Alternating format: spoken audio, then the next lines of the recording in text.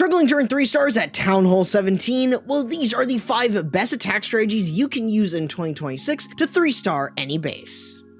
Kicking things off at number 5 is the Royal Champion Charge Dragons. This is still very popular and very strong, especially with the addition of the Dragon Duke. We're going to be starting off with the Royal Champion Charge with the Spirit Fox and a few rocket balloons to control her pathing. As she's working in, you're going to use invisibility spells every 10 seconds, meaning 256, 246, etc. You want to do these at the 6-second interval in order to have the most value. As you continue to work around, you shouldn't have to worry about overlaying the invisibility spells on top of defenses because you have the Electro Boots. But as she works into the core, use an Earthquake spell and the Haste Vial in order to quickly move around the base and get plenty of value. If you are getting close to the Inferno Artillery, you may want to use your invisibility spells every 4 seconds. This is especially true if your Spirit Fox dies, since you want to get the best value out of this Royal Champion Charge. So that way, once you've cleared enough of the base down, you can then go ahead and let her fall before setting up funneling with the Siege Barrack and a few Super Barbarians. This is going to help keep your dragons inside the base. This is where then on one side, we're able to use that funneling in order to control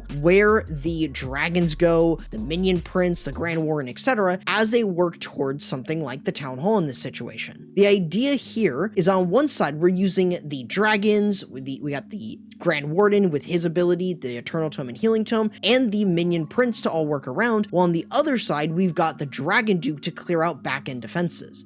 Over with the dragons, we've got the Minion Prince with his Dark Orb to slow down defenses, which is very important for this kind of dragon attack. So we're sacrificing not having the Archer Queen for having a bit more power with the main dragon push. Otherwise, you can use things like totem spells to distract defenses, and you do have a revive spell. So as you are working around, any heroes, mainly the Dragon Duke, that go down, you're able to revive them back up and you can easily still power through them. This is mainly going to be used, of course, for the Dragon Duke, but sometimes you can use it for other heroes if your Dragon Duke is legitimately not dying. Otherwise, you can then just use that on the Minion Prince and you should get plenty of great value, and your dragons will easily cut through the rest of the base like it's nothing, allowing you to get a simple yet powerful 3-star.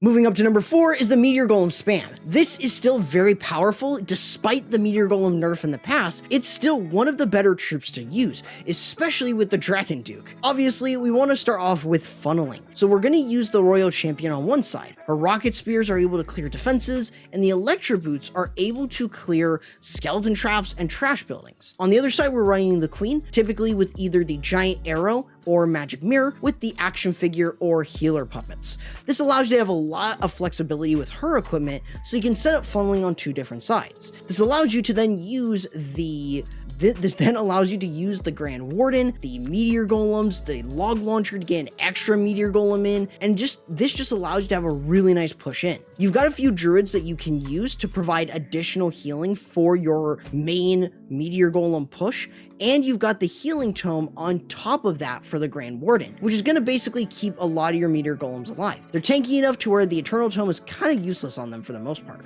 Otherwise, with the Dragon Duke, we're using him to clear defenses. With the Stun Blaster, he's able to clear plenty of them without taking too much damage. Otherwise, we just want to use our totem spells throughout the base in order to prevent too much damage or from something like a single target Inferno doing too much. We also have an Overgrowth spell. This can be typically used in an area of high DPS like a Rage Spell Tower compartment. This allows us to keep everything alive while we continue to work around the base. Obviously, you just need to keep in mind that you need to properly place your totem spells, but for the most part, you should be more than fine. We are taking a revive spell in this attack, mainly again for the Dragon Duke, but if the Dragon Duke doesn't go down, then you could honestly use it for any hero, whether that be the Royal Champion, the Archer Queen, etc. You have a lot of different choices in terms of that revive spell, so it's a really good spell to at least bring one of. Otherwise, you should be able to very easily clear through the rest of the base. Just make sure you have some form of cleanup and you should be fine. Moving over to number 3, we have Electro Dragons, and while they're not nearly as strong as they used to be, they are still a very good troop to use. Obviously, on one side, we're going to be using the Archer Queen with the Siege Barrack on one side to set up funneling. Having the action figure here is great, and this way, on the other side, we're using the Electro Dragons and a few rocket balloons to snipe down any air defenses and set up proper funneling. This allows us to control our Electro Dragons to go in the right direction, so then that way, they can easily clear through the core of the base. Now, we want to make sure that we're not luring out the defensive CC, so make sure that that queen is away from the CC so you don't lure it out by accident. Otherwise, an early raid should be used in order to boost up the power of your Electro Dragons while using the Dark Orb from the Minion Prince in order to save the Eternal Tome for a little bit later. Slowing down all these defenses is really going to be helpful. That way you can use the Eternal Tome and Healing Tome to protect all of your Electro Dragons as they work around, and if you're going up against Rage Spell Tower compartments, I recommend using a freeze spell in order to minimize damage. Otherwise, you should use the Dragon Duke over on the back end of the base. With his Stun Blaster, he can stun everything, no matter if it's an enemy hero, defense, guardian, whatever. You are able to use that Stun Blaster in order to minimize a lot of damage on him and allow you to also protect anything else that's close by, whether that's Electro Dragons or the Minion Prince. Otherwise, you should be fine to easily 3-star with this strategy still, despite some of the counters to Electro Dragons now.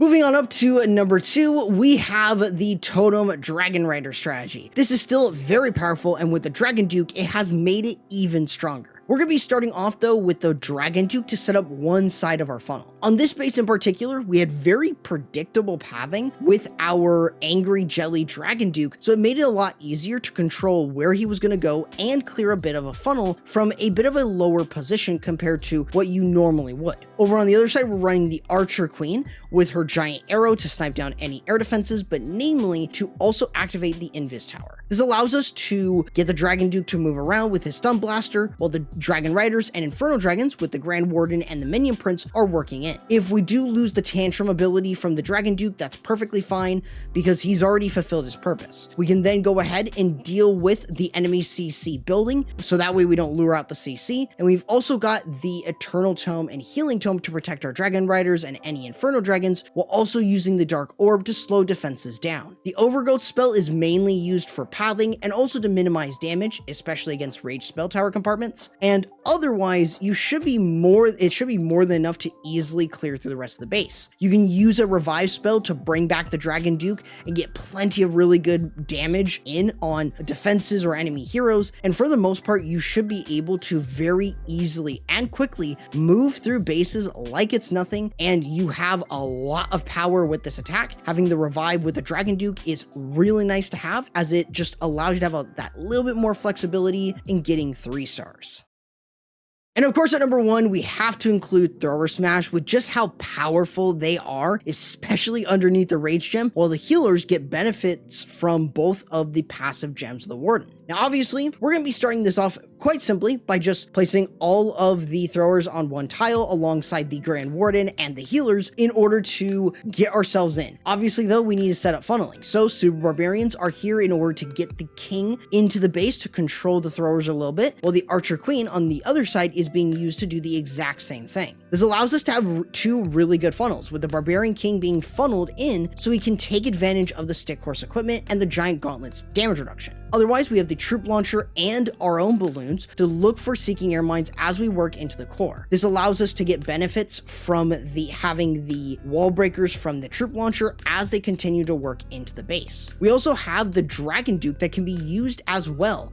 This is mainly to deal with a Rage Spell Tower compartment to minimize damage while the throwers are working in, and you've got an Overgrowth spell that you can use to also minimize damage against something like a Rage Spell Tower compartment. This overall gives you a lot of value as you continue to move in with your throwers, and as long as you use your totem spells sparingly in order to make sure that there isn't too much damage against your throwers, you should be perfectly fine. If you also do have a revive spell for this, and you can use this on many of the heroes here, whether that is the Grand Warden or the Dragon Duke, namely the Dragon Duke, obviously. This should allow you to very easily and cleanly move through the rest of the base like it's nothing. And so long as the throwers are being protected by the healers, the Rage Gem, Warden, and obviously Totem spells, you should be able to comfortably 3-star with this strategy.